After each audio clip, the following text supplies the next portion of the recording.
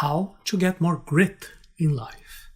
Do you have a goal that you would like to reach, but it seems almost impossible? What if this apparent impossibility is just lack of grit? Is grit the secret to having more results just by increasing your level of persistence, of perseverance, without giving up? Having more passion in what you're doing? Today we're going to be talking about grit. It is a word that we use in our everyday lives, but that we often forget to put into practice. And Angela Duckworth's research argues that the secret to great achievement is not talent, but it is a mixture of passion and perseverance that she calls grit. Grit is the title of this best-selling book that I'm introducing to you today. Having grit helps us to achieve our goals, to live a purposeful life, and not giving up in face of frustration. This theory of grit has been considered by some people revolutionary, but by other people a little bit controversial, because it can seem that we are putting the blame on the students who do not have grit. But what does it mean to have grit? To have grit is to be perseverant. It is to be resilient and hardworking to the point of facing all difficulties and obstacles and even failures. It is to steadily seek improvement. That is why Arata Academy's motto is your continued improvement. Besides perseverance, having grit can also mean being passionate about something. Take the case of very successful people. Research how they behave. In their case, the journey is as important as the end result. Even if some of the things they have to be doing are a little bit boring, frustrating, or even painful, they wouldn't even dream of giving up. Their passion is truly enduring. When I'm talking about successful people here, what I mean is the person who's living the life he or she would like to live, a person who has achieved his goals. And to achieve any goal, anybody has to go through 5 stages. Number 1 is interest, when you discover something really worth fighting for. Number 2 is engagement, the courage to take on that project and engage fully. Number 3, practice, the act of doing what has to be done and working towards your desired goal. Number 4, purpose, the intention to contribute to the well-being of other people. And 5 is hope, the ability to stand up after falling, believing that the effort will bring results regardless of the time it will take. This journey will be more effective when you have the most grit in your life. And again, grit is not talent. You notice that we're not talking about talent here. Is talent something important to success? Well, to a certain level, yes. But talent alone is no guarantee that you have grit, that you're doing what has to be done. Talent may seem impressive because we tend to believe that we're dealing with a special snowflake, with some genius, a person who was able to achieve something with little perceived effort. We don't give enough credit to the other type of people who have perseverance, who are training a lot, who are putting a lot of effort, a lot of time. We're living in a world that gives too much value to talent and not enough value to having grit. So just to be clear, grit is not talent. It is not how intensely at a particular moment you want something. To have grit is to have a supreme concern, a goal that you really care about so much that it means everything for you. And you continue doing what has to be done. Even when you fall, when everything goes wrong, you still keep on going. Natural talent is not the main ingredient in achieving success. Having grit is a much more valuable quality. Take a look at these formulas here. Talent times effort will produce a skill. And a skill times effort will produce achievements. Talent is how fast your skills can improve when you put in the effort. Just think about a sports competition. It is no use just to have talent. It is necessary to strive. This is how you develop skill. And achievement is what happens when you use these skills that you acquired. But just again, having the skill is not enough. You also need effort. So as you can see in the equations, the effort is the most important factor. The effort increases your level of ability and also increases the quality and the quantity of the results that you can achieve. It is no use having, for example, a high IQ if the person does not have grit. A talented person that does not have grit does not know how to take advantage of his potential, his true potential. When you examine people from the same age or the same socioeconomic level, the person who has the most grit is the one who will achieve more of his or her own goals, who achieve higher levels of education. People with more grit, they also make fewer career changes. They don't change their minds all the time. So the main factor that determines success is grit, and grit is a combination of passion and perseverance. Passion in the sense of a purpose, in knowing that what you're doing is something good, makes sense to you and also to the world. Passion defined not only as the intensity of the interest, but rather as the consistency of that interest over long periods of time, of years, decades, or even a lifetime. Perseverance relates to the willpower with which we approach our goals. Perseverance is the ability to continue even through times of difficulty or frustration. Grit, then, is the power of perseverance. It is not just persevering without thinking, being stubborn, or just using brute force, but rather having grit means persevering intelligently, with a clear intention behind your actions. I'm going to talk shortly about this when we get to the deliberate practice. But before that, let's take a look about the personal characteristics of those who have grit. Characteristics of a person with grit. Having grit is associated to two other characteristics: self-control and conscientiousness. Conscientiousness, yes, that's right. That's the ability to have discipline, to plan your own actions, your own choices. And to be conscientious is to be conscious of who you are, what you do.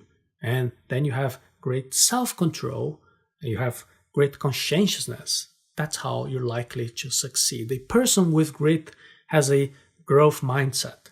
They understand that people change, that people evolve. There are many growth opportunities now and also in the future. Can you also see that? Can you also see that you're able to learn, to change, to improve, to be different, to be better? Reflect here. What are the things that you can do every day to achieve your long-term life goals? Where can you increase your perseverance, your resilience? How do you feel about all these questions? These are questions that indicate your current level of grit. And to have more grit, you need to cultivate your willpower. Being a master at what you do is something that requires a lot of hard work.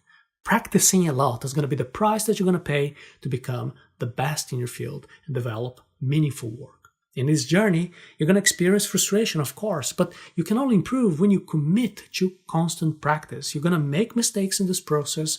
There are errors and failures, and they are normal. In fact, they are even needed. The person with grit has patience. Developing grit is a process that takes time, and many people don't invest the time that they need to get to that point. The person with grit does not settle for less, and sometimes you're going to have to give up something good in order to achieve something great. The person with grit is resilient. You can build the resilience that you need to succeed in life by not giving up as soon as you encounter the first hurdle ahead of you, the first obstacle. Some people are born already focused and determined and inflexible in face of setbacks, and they are persistent in pursuing really grand goals. We can say that these are very rare cases in which people were born with grit, but for the most of us, you and I, we have to develop our grit. We have to strengthen our determination over time. Time and training can develop grit. Having grit is a skill that can be learned and developed from the moment that we realize that our ability to learn is not something fixed. It is something flexible. Many people go through life believing that they just can't learn new things, they can't change because, I don't know, they didn't go well at school, maybe they're too old to learn new things. And the truth is that our brain has the capacity to continue learning. We just need to practice. So I'm going to give you 4 steps to develop grit. Number 1, experimentation. First of all, we want to try out different things, different pastimes, if you like to put it like that. And then we abandon these activities after a specific period. So then we can be exposed to different activities. It can be, for example, music or sport or art. The more we do, then we can develop our ability to discover what we are truly passionate about. In order for you to discover which field of activities you would like to cultivate and develop your grit, it is important that you have different experiences. Number 2 is deliberate practice. Secondly, our grit has to be applied strategically. it would be a great waste to just use a willpower to just repeat the same things, same mistakes over and over without evolving. There is a video in which I talk about deliberate practice. You can go to arata.se/hello37. I'm going to explain about deliberate practice here in this video as well very soon. Number 3, purpose. The third step is purpose.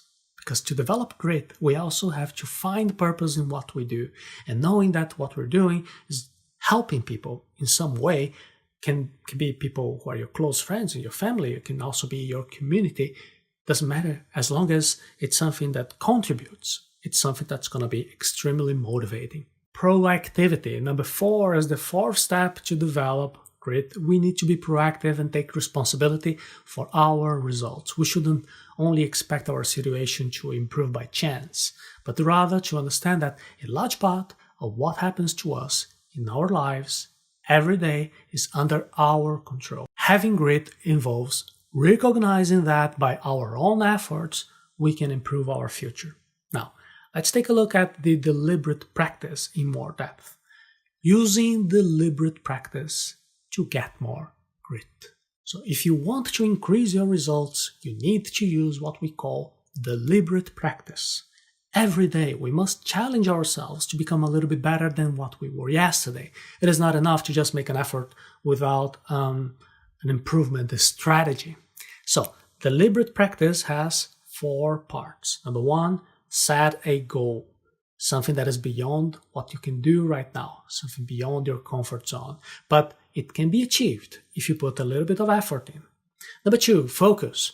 Get rid of distractions such as cell phones and TV. Focusing your attention in doing quality work. That is something that is necessary to improve. If you need help to learn how to improve your focus, you can go to arata.se/focus course. Then number 3, seek feedback. It is more valuable to you to find out what you're doing wrong than what you're doing right, to be patting yourself in your back. Feedback is a very useful information that is going to show you what was good, that you should continue, but most importantly, what you should do differently if you really want to improve. Feedback should be immediate and also should be informative. It should be specific, stating what aspects of your performance need to change. Number 4, reflect and refine. This phase involves reflecting on what has been learned and what still needs extra work. First, you need to repeat the deliberate practice process again, and this is the process of continued improvement. Your continued improvement. In short, your deliberate practice should contain a conscious plan so that you don't waste your time repeating your efforts on autopilot. It is no use trying to make the same mistakes over and over again. There is no point in making an effort without seeking actively to improve. You should think intelligently about how you're improving. It is because of this that many students, many professionals fail to make progress, despite dedicating tens of thousands of hours to a certain activity because there is no deliberate practice. Helping children to develop grit. So you want to help your kids or your loved ones to improve their grit, or maybe you don't have children, but you want to understand educational principles that you can apply to your own situation. So here we go. We need to celebrate hard work and perseverance. This is what really matters. It is important for children to have good examples around them, including access to very good teachers and peers and a general environment. All of this, of course, has an influence to the formation of the individual, but pay special attention to your language, to how you praise. For example, when you're faced with a child who has had a very good outcome, without actually putting a lot of effort, there is a temptation to give some praise. Something very common to say, oh, you're such a genius. You didn't even have to study and you got this amazing grade. Congratulations. Be careful with that. Rather than fall into this temptation of praising the genius who didn't put effort, what is more advantageous is to praise the effort that has been made, even if the end result was not particularly remarkable. It would be better to say, wow, congratulations on your effort. I see how hard you were working, your commitment was great, and that's what matters the most. The difference is enormous, because when we praise children for the outcome that they have a tendency to be seeking easy challenges.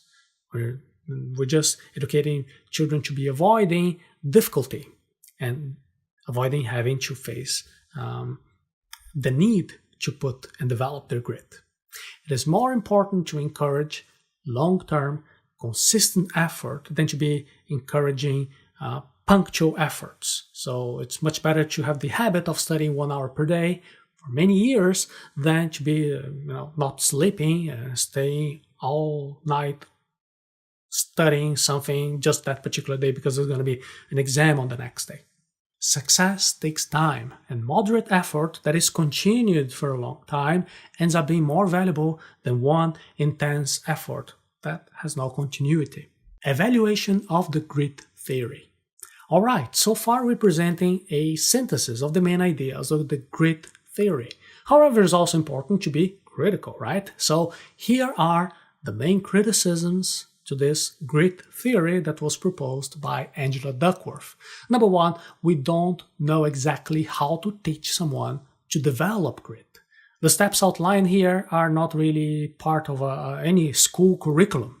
Some critics say that grit is part of a stable personality trait, maybe part of conscientiousness that we talked about, and if this is true, then even the level of the grit of the person will generally stay the same over time. Even if it's possible to change, it can be a very slow, very difficult process to have some control. Number two, grit requires passion for long-term goals, and not many students who go to school can develop grit for just going to school. Number three, the interaction of grit and emotions can cause some unwanted effects.